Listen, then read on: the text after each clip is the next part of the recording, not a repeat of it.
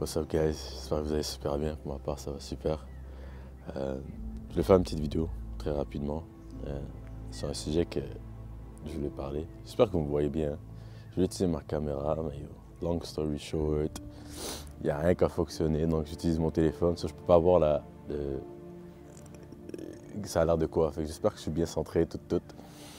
Mais je voulais parler d'un petit sujet, de quelque chose qui me tient très à cœur parce que j'ai pu voir ça aussi dans ma vie comme un grand changement. Si une personne réussit à sortir une émotion de toi, c'est qu'il te contrôle. Et je dis ça que ce soit des émotions positives ou négatives, que ce soit la peur, la joie, la haine, l'amour. Si quelqu'un réussit à te faire sortir une émotion, c'est que cette personne-là a la possibilité de te contrôler. Je peux vous sortir une situation anodine, on va dire, tu es en train de conduire, tu vois, et tu es tranquille, tu conduis, et quelqu'un te coupe devant toi. Et tu as plusieurs options qui viennent à toi, comment tu pourrais réagir. Tu peux soit it is what it is, et tu t'en fous. Tu peux soit t'énerver, ou tu peux soit être triste. Mais en général, les gens sont plus énervés ou s'en foutent. Mais cette personne qui réussit à te couper et que il réussit à te rendre énervé, c'est que cette personne-là, il a le contrôle facile sur toi. Tu es une personne facile à contrôler. Parce que du moment où est-ce que tu réussis à sortir une émotion vis-à-vis une situation, tu réussis à perdre ton cool, perdre ta sainteté, perdre ta paix, c'est que cette personne peut te contrôler. Et comme je vous ai dit, ça peut aller dans les mauvaises émotions comme dans les bonnes émotions. Après, je pense que toute émotion est bonne. C'est juste, ça dépend dans quel sujet. Mais que ce soit même l'amour, on peut le voir, hein. Moi je suis dans la fin, le début vingtaine, et tu vois des couples qui cassent et qui sont plus ensemble, et le gars est dévasté ou la fille est dévastée. Ça montre à quel point cette personne-là avait un contrôle sur toi. Elle avait un contrôle sur toi. Ta vie n'est pas supposée être basée sur ce qu'une autre personne peut t'apporter ou ce qu'une autre personne te donne. Et en disant ça, c'est juste pour checker avec vous les gars, pour vous poser la question et peut-être que vous pourrez me répondre dans les commentaires. Qu'est-ce que vous en pensez de ça? Quelle est la sphère, quelle est la chose de ta vie que tu penses que les gens ont déjà réussi à te contrôler? Où tu perds ton cool, tu perds ta paix intérieure. Pour toi, ça peut être un truc tout con comme quand quelqu'un marche à côté de toi, pas marche, mais genre il mange, puis il marche la bouche ouverte. Et tu pètes un câble, genre direct, toi, ça t'arrive pas, c'est là que tu perds ton cool. Donc il y a quelqu'un qui peut avoir, je sais que c'est un peu corny à dire, mais cette personne-là a contrôle sur toi. C'est qu'il sait comment te faire sortir de ta paix, il sait comment te faire sortir de ton calme. So it's not good, I guess. Et ça peut être la même chose pour la peur. Il y a des gens qui sont contrôlés par des gens à cause de la peur. Et ça, c'est très mauvais. Que quelqu'un puisse te contrôler par la peur. Tu as peur que comment quelqu'un va réagir, tu as peur que comment quelqu'un va pouvoir te voir. C'est des émotions, c'est des choses que d'après moi, je trouve qu'il faut commencer à peut-être analyser, se suranalyser, voir est-ce que j'ai vraiment peur de cette personne, est-ce que j'ai vraiment peur de cette situation, est-ce que cette situation-là me contrôle. En vrai de vrai, lorsque tu mets ta foi en Jésus-Christ, tu es un homme libre. Je me rappelle, il y avait une journée où j'étais en train de marcher dans le parc et je me rappelle, il pleuvait un peu, tout était mouillé par terre là. Dis-toi bien, c'était mouillé, c'était dirt là par terre. Mais je marchais dans le parc et à ce moment-là, j'entends beaucoup de policiers qui tournent, Et inquiétez-vous pas, je m'en vais quelque part avec cette histoire.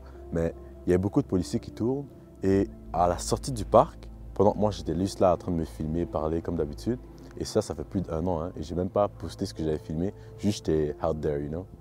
Et les policiers, ils étaient à la fin du parc, à la sortie du parc. Et je me rappelle, j'étais comme, bon, moi je vais continuer à marcher, moi je vais sortir, tu vois, je mind mon business, you know what I'm saying.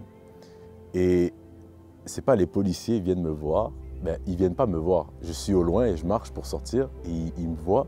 Puis eux, je vais avancer dans l'histoire, ils cherchaient quelqu'un qui avait la même description que moi. J'étais habillé tout en noir.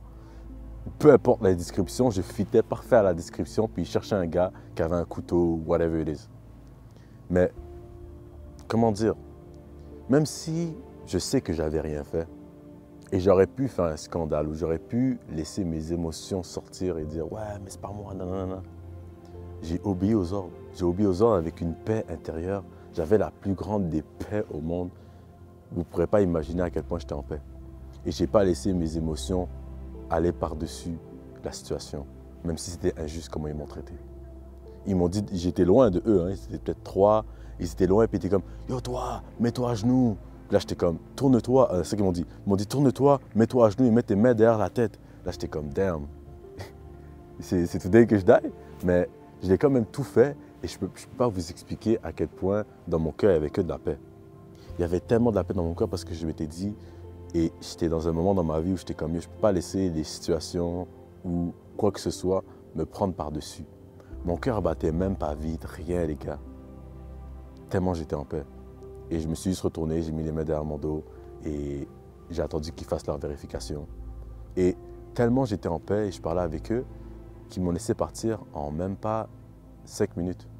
Je suis allé devant eux, et je me suis rapproché d'eux, ils m'ont demandé mes cartes d'identité, je leur ai donné.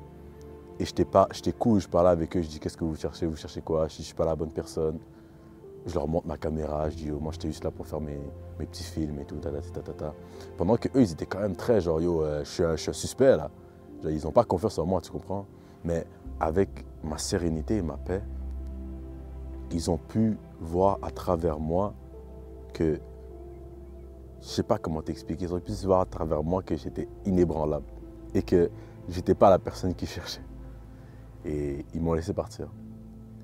Et moi, ça, c'était un moment, une situation où est-ce que j'ai pu voir à quel point rester zen et garder ta paix intérieure peut t'aider, peut te sauver dans beaucoup de situations.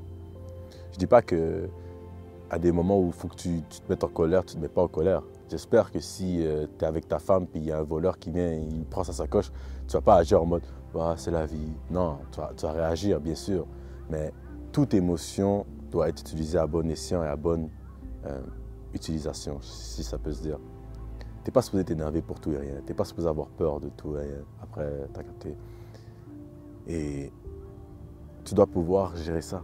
Parce que si quelqu'un réussit à te sortir une émotion et te faire sortir de tes gonds, c'est que cette personne-là peut te contrôler. Et dans ces moments-là, les gars, je vous dis, il faut prier Dieu.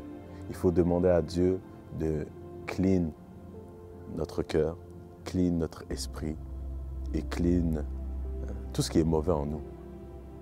Je ne suis pas parfait.